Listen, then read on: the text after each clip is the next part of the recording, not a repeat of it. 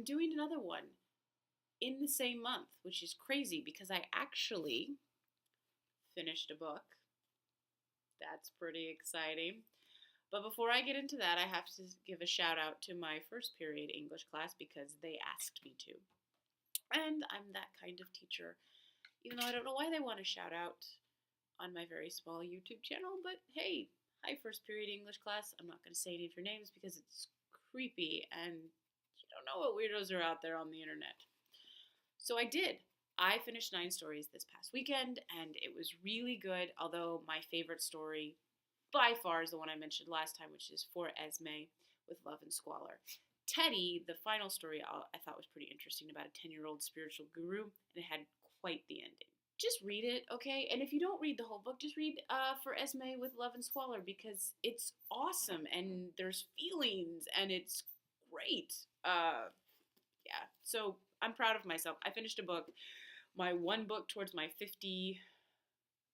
read 50 books this Goodreads challenge year. So because it's been my birthday and Christmas, I've gotten a lot of stuff. Most of it has been films, been movies, DVDs, Blu-rays, things like that.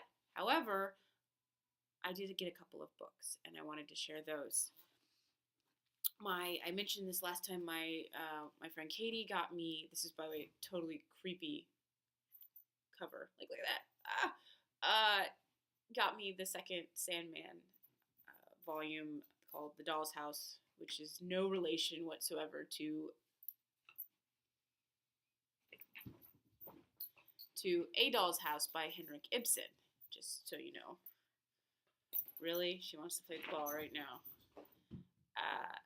But it'll probably be a while before I get to this because I'm still working on the whole first novel. When I bought my nephews a bunch of books for Christmas,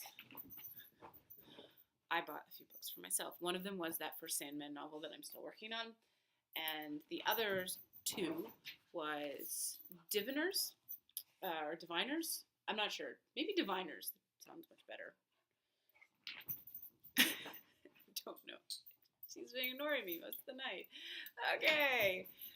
By Libba Bray, who wrote Great and Terrible Beauty, which I really enjoyed that series until something happened at the way ending, and I'm still not sure I've forgiven her for that. But I'm going to reread that series to see if it was just emotional reaction from a fangirl or if it was actually a good choice as a story. This is set in the 1920s, and I believe it has magic, and I've heard really good things about it. It's also a massively large book. But how exciting is that? So I'm going to read that eventually. The other book I got was Just One Year by Gail Foreman, who is the companion piece of Just One Day. Just One Day and Just One Year are both new adult, I would put, because they're slightly older, and so some of the things they deal with are for a slightly more mature crowd. What I loved about Just One Day, which I've mentioned probably in the review I did for it, was that I really enjoyed that despite it was romantic and all this kind of stuff, her growth and figuring out who she was and identity and all that kind of stuff was very much about her. He was part of it a little bit, but it was mostly about her figuring out herself. And that I found very, very good. And so I'm hoping that this is a similar idea. It's not a woman, a girl can learn about herself without necessarily a romantic interest. The romantic interest is fun, but there's other things. So anyway, so those are the books I got. I know. That's it.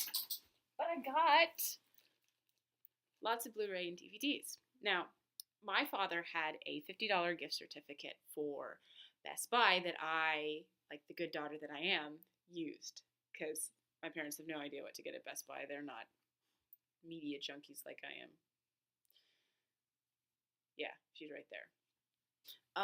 So I used it for him, and I got about 3 movies. This was over Christmas, and I got Catching Fire, the Hunger Games series, because I hadn't gotten it yet, and you can see it's still in its package. By the way, Mockingjay Part 1, I've seen it twice. It was very good.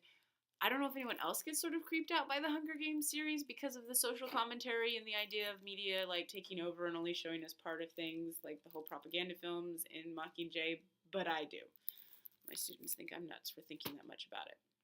I also got Howl's Moving Castle. It's a DVD, it's not a Blu-ray, but hey, the first Miyazaki film that I ever saw. The book is very good. It diverges a little bit. They're a little different, but I love this movie. I love the magic. I love the moving castle and how it works. I love the characters. I just love it. The other Miyazaki film I'd probably get would be Princess Mononoke, because I also really, really liked that. So, okay, we got Captain America, the Winter Soldier, which is by far, I think, the best Marvel film that has come out in this revamping of all these films. Cast is good, acting is good, writing is good, relevance to, important topics about security versus privacy is good. And I've watched it twice since I got it. I watched it regular, and then I watched it with commentary because I'm a big, huge nerd. And I wanted to see what they said about Sebastian Stan, who plays Bucky, the Winter Soldier, because I really like that actor. First time I ever saw him was in The Covenant, which was one of those movies that started me writing fan fiction when I used to write fan fiction. And he's also played Jefferson or the Mad Hatter on Once Upon a Time, which, as you know, is my show. So, great movie. Love it. Okay. My brother got me 2 movies, which I think I mentioned this last week, but hey, why not? For my birthday, for my Amazon wish list, and one was Thor: The Dark World, which I don't think are the strongest films in the Marvel universe. I think it's the writing. I'm not really sure. But let's be honest, I get the Thor movies because I really like Loki and Tom Hiddleston and Loki. Not that Chris Hemsworth isn't a lovely Thor, and there's other elements that I like, but there's a lot of things I don't like about it, but I'm not going to get into that because I don't want to annoy anybody today. Also, Margie, you're standing on my things. He also got me Guardians of the Galaxy, which I thought was brilliant and really enjoyed and laughed a lot, and the soundtrack is awesome, and it's just so good. And just different. I didn't know anything about these characters. Not that I knew that much about Marvel to begin with anyway, because I don't know that much about comic books. But I happen to have a good friend who's a comic book geek, so thank you, Pam. You always keep me informed. Then I had some Amazon money, as I mentioned, so I got a couple of Blu-ray from Amazon. The first one I got was Say Anything, which if you have never seen, what are you doing with your life? This is one of the best 80s teen coming-of-age films, specifically not by John Hughes. Cameron Crowe wrote it, who also wrote Almost Famous, which is a great film. It's the one where he, carries the boombox. Peter Gabriel's In Your Eyes is playing. It's just one of those films that is so good. And every girl wants a Lloyd Dobler. Young John Cusack, Lloyd Dobler, every girl wants one. I can't wait to watch all the special features and stuff. So you can see it's still in packaging because I just haven't gotten there. And last but not least, one of my favorite films, which is always in my top 10, I still think is my number 1, mostly because it's been around for a long time, so it's been proven by time. Whereas when new movies come out and you're like, oh, that's going to be my new favorite film, they haven't been, they haven't been proved by time and age and all that kind of stuff.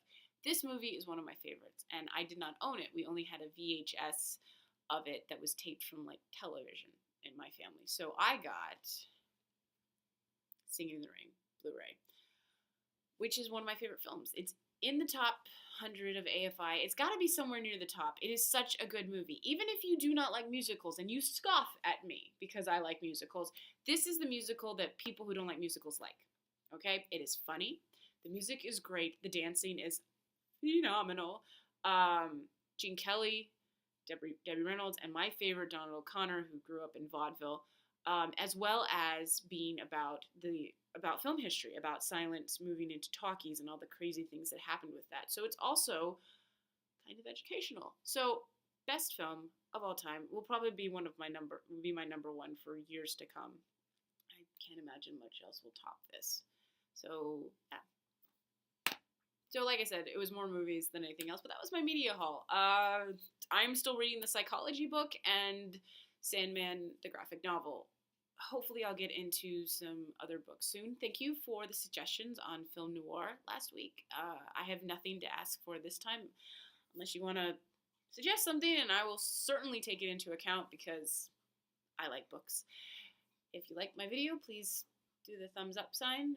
If you don't like my video, will you just leave and not do the thumbs down sign, because that's kind of mean. So I hope you have a great week. I hope you have a good weekend, especially. I don't know when I'll be back on. I don't know if I'll get a book done this week, but hey, we can always hope. So enjoy the rain, get some tea, read a book, or see a good movie. I highly recommend Singing in the Rain. Till next time, peace out.